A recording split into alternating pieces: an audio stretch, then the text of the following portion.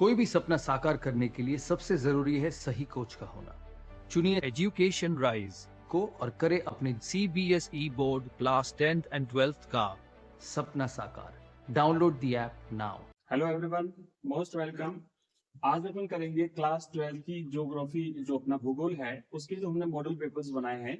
तो इसमें से ये 10वां मॉडल पेपर है और अर्धवार्षिक का जो अपना बोर्ड का अर्धवार्षिक का जो एग्जाम होगा 2023 का, तो उसका अपन अभ्यास करेंगे। और ये सारे के सारे जो 10 मॉडल पेपर्स है मैं आपको उसका अपन अभ्यास करेंगे और अवेलेबल करवाऊंगा।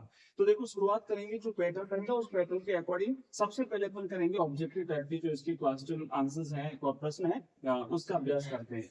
तो खंड अ है और खंड अ में अपन लेते हैं ऑब्जेक्टिव टाइप के प्रश्न। इसी प्रकार के प्रश्न और भी अपन लेंगे, उन सबका भी अपन अभ्यास करेंगे।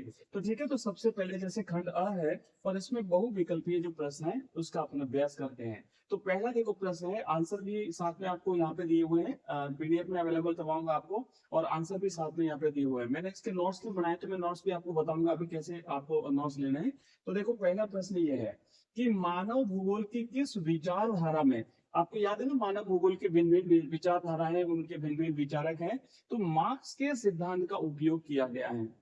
यहाँ पे देखो, मानवतावादी विचारधारा, आमूलवादी विचारधारा, व्यवहारवादी विचारधारा और अस्तित्ववादी विचारधारा।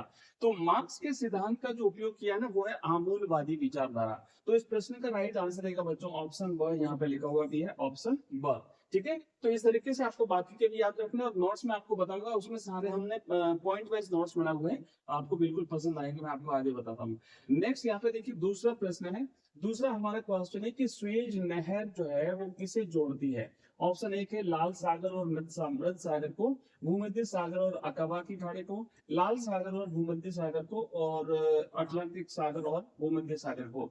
तो जो स्वेज नहर है वो भूमध्य सागर को लाल सागर से जोड़ती है। ठीक है ना, आपको याद होगा 1869 में इसका निर्माण हुआ था मिस्र के द्वारा, और ये जो है वो लाल सागर को भूमध्य सागर से जोड़ती है।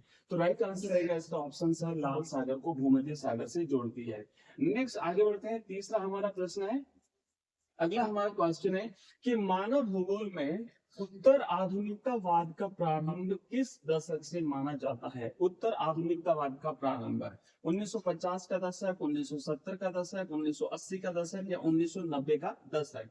तो बच्चों राइट आंसर रहेगा ऑप्शन द, 1990 के दशक से उत्तर आधुनिकतावाद का प्रारंभ जो है वो माना जाता है। ठीक है, आगे बढ़ते हैं। अगला हमारा प्रश्न है बच्चों, नेक्स्ट जो प्रश्न है ये है हमारा चौथा प्रश्न, वृहद ट्रंक मार्ग। वृहद ट्रंक मार्ग, ये इसे बिग ट्रंक वे भी कहते हैं, के नाम से किसे जाना जाता है। अलग अलग जो अपने अपने जो समुद्री मार्ग है ना, उसमें से किसी एक का नाम है। उत्तरांशा आंतरिक समुद्री मार्ग, उत्तरी अटलांटिक समुद्री मार्ग, यहाँ पे आप है उत्तरी प्रशांत समुद्री मार्ग, और ये है भूमध्य सागर हिंद महासागरीय मार्ग। तो इस प्रश्न का सही जवाब रहेगा जो उत्तरी अटलांटिक समुद्री मार्ग है, नॉर्थ अटलांटिक सी वे जो है, उसको अपन यहाँ पे वृहद ट्रंक मार्ग, या फिर अपन इसे बिग ट्रंक मार्ग के नाम से भी जानते हैं ना, बिग बिग ट्रंक मार्ग के नाम से भी इसे जानते हैं, बिग ट्रंक वे। तो इस तरीके से जानते हैं। मैं आपको बता दूं यहाँ पे जो अपन जो जैसे ये मान लो हमने जितने भी अपने क्वेश्चंस करे ना, आगे भी करेंगे, उससे पहले एक बार मैं आपको बता देता हूँ हमने जो नोट्स तैयार किया वो किस प्रकार के नोट्स हैं। देखो, ये जो अपन ने जैसे मान लीजिए ये आपका सांख्य चैप्टर है परिवहन और संचार, तो ये हमने इस प्रकार के नोट्स जो है कंप्लीटली तैयार किए हैं कि जैसे परिवहन क्या होता है, परिवहन किसे कहते हैं। उसके बाद में आप यहाँ पे देखेंगे परिवहन के विभिन्न जो साधन या परिवहन की जो विभिन्न विधाएं हैं, तो विभिन्न विधाएं कौन कौन सी हैं, तो हमने देखो यहाँ पे बनाया है कि भाई स्थल मार्ग है, जल मार्ग है ना, वायु मार्ग है और फिर पाइपलाइन है। तो ये परिवहन के भिन्न भिन्न मार्ग हो गए। उसके बाद में मैं यहाँ पे आपको दिखा देता हूँ ट्रांसपोर्ट क्या है, स्थल परिवहन में क्या क्या है। और इसके बाद में आप यहाँ पे देखेंगे ये सड़कों का घनत्व हो गया, महामार्ग हो गए, और इसके बाद सीमावर्ती सड़कें, रेल मार्ग। और यहाँ पे मैं आपको दिखा देता हूँ कि ये जो रूस का ट्रांस साइबेरियन रेल मार्ग है।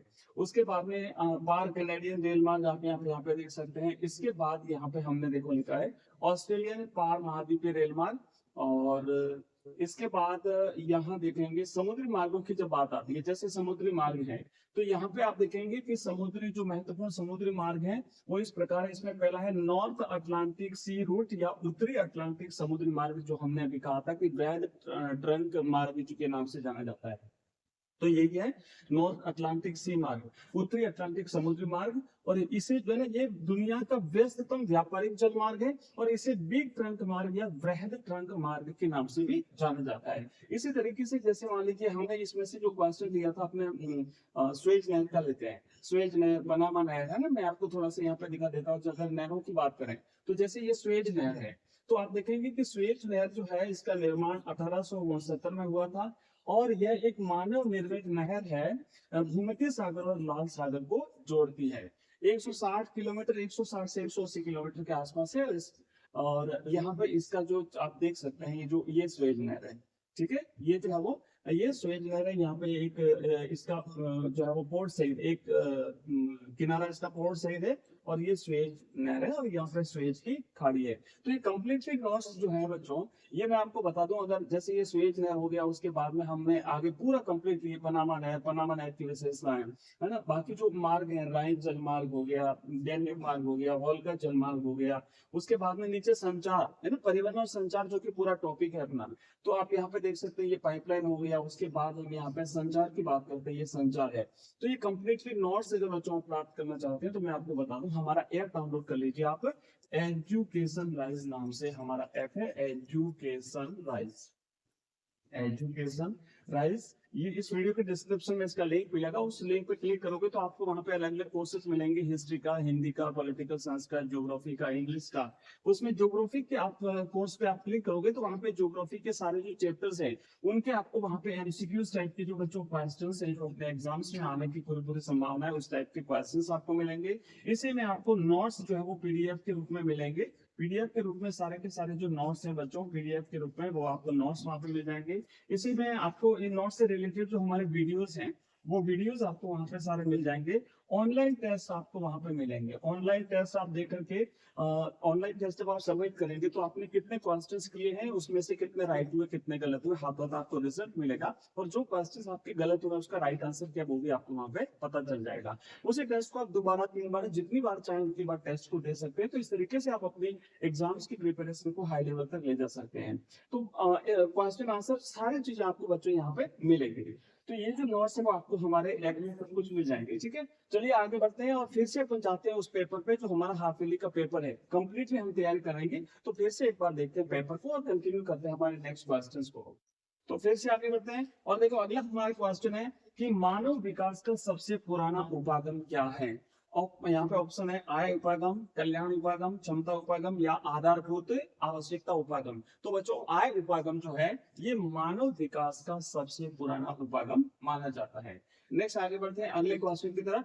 और अगला हमारा क्वेश्चन है बच्चों, थोड़ा सा मैं इसे बड़ा कर देता हूँ। हाँ अब देखिए बोकारो इस्पात संयंत्र जो है, बोकारो, भिलाई, राउरकेला, आपको याद होगा इस्पात के जो संयंत्र हैं, तो इसमें से ये पूछा गया है कि बोकारो इस्पात संयंत्र की स्थापना किसके सहयोग से हुई थी। रूस के सहयोग से हुई, ब्रिटेन के सहयोग से हुई, जर्मनी के सहयोग से हुई या फ्रांस के सहयोग से हुई। तो रूस जो है ना, जिसे सोवियत संघ कहा जाता था, सोवियत संघ की सहायता से बोकारो जो इस्पात संयंत्र है बच्चों, इसकी स्थापना हुई थी। अगला हमारे क्वेश्चन है नेक्स्ट 7वां, भौतिक भूगोल अध्ययन करता है। भौतिक भूगोल में किस चीज का अध्ययन किया जाता है। जैविक पर्यावरण का अध्ययन किया जाता है, भौतिक पर्यावरण का अध्ययन किया जाता है, सांस्कृतिक पर्यावरण का अध्ययन किया जाता है, या फिर इनमें से कोई नहीं। तो राइट आंसर रहेगा कि भौतिक भूगोल में भौतिक पर्यावरण का अध्ययन किया जाता है ना। जैविक पर्यावरण में आपको याद है हमने सारे कंप्लीट नोट्स बना रखे हैं और ये हमने चैप्टर पढ़े हुए भी हैं। अगर आपने नहीं देखा तो इस वीडियो के डिस्क्रिप्शन में आपको प्लेलिस्ट मिलेगी, वहां से आप इसे प्राप्त कर सकते हैं। साथ ही साथ आगे बढ़ने से पहले बच्चों बता दूं कि अगर आप हमारे व्हाट्सएप ग्रुप में जुड़ना चाहते हैं, हमारा व्हाट्सएप चैनल भी है, व्हाट्सएप ग्रुप है, हमारा टेलीग्राम चैनल भी है, तो उसमें अगर आप जुड़ना चाहते हैं तो आप हमारा नंबर नोट कर लीजिए। इस नंबर पर आप हमें मैसेज करेंगे तो आपको लिंक मिलेगा। नंबर है हमारा 9079622989। इस नंबर पे आप हमें व्हाट्सएप कर सकते हैं। व्हाट्सएप मैसेज करेंगे तो बच्चों आपको जो है वो वहाँ पे जो है वो मिल जाएगा लिंक, और उस लिंक पर क्लिक करके आप इन्हें ज्वाइन कर सकते हैं। इसके अलावा हमारी जो लाइव क्लासेस हो रही है उस लाइव क्लासेस का नोटिफिकेशन भी आपको हमारा जो चैनल है इसमें मिलेगा, ग्रुप है हमारे उसमें मिलेगा। और लाइव क्लास में हम एमसीक्यूज टाइप के जो क्वेश्चंस होते हैं उनको करते हैं। आइए आगे बढ़ते हैं। अगला हमारा क्वेश्चन है बच्चों कि निम्न में से कौन सा बाह्य स्रोतन का उदाहरण है, आउटसोर्सिंग का उदाहरण कौन सा है। आउटसोर्सिंग का मतलब आप समझते हैं ना कि जो बाहर से जैसे काम करवाना किसी दूसरे लोगों से, जो जहाँ से सस्ता श्रम हमें मिलता हो। तो बाह्य स्रोतन का उदाहरण है ई लर्निंग है, बौद्धिक संपदा है, बैंकिंग है, ये सभी है। तो राइट आंसर रहेगा ये सभी, ये आप सभी आउटसोर्सिंग के उदाहरण हैं। इसके बाद में नेक्स्ट हमारा अगला क्वेश्चन है, 9वां क्वेश्चन है बच्चों कि दुर्गापुर इस्पात संयंत्र जो है वो किसके आर्थिक सहयोग से स्थापित हुआ था। तो जर्मनी है, ब्रिटेन है, रूस है और कनाडा है। तो राइट आंसर रहेगा बच्चों इसका कि दुर्गापुरा है ये ब्रिटेन के सहयोग से स्थापित हुआ था। तो ये हमने शॉर्ट में कुछ क्वेश्चंस किए हैं, और डिटेल अगर आप चाहते हैं तो मैंने ऐप बताया, उस ऐप में आपको कंप्लीट जानकारी मिलेगी। और अब जो हमारे रहे ना रिक्त स्थान की पूर्ति कीजिए, तो ये वाले क्वेश्चंस हम नेक्स्ट वीडियो में लेंगे। बहुत ही जल्दी मिलते हैं आपके रिक्त स्थान वाले क्वेश्चंस, उसके बाद अति लघुत्रात्मक, फिर लघुत्रात्मक और फिर बड़े जो क्वेश्चन आंसर है उनका हम अभ्यास करेंगे। तो मिलते हैं बहुत ही जल्दी नेक्स्ट वीडियो में, तब तक के लिए बाय, थैंक यू, धन्यवाद।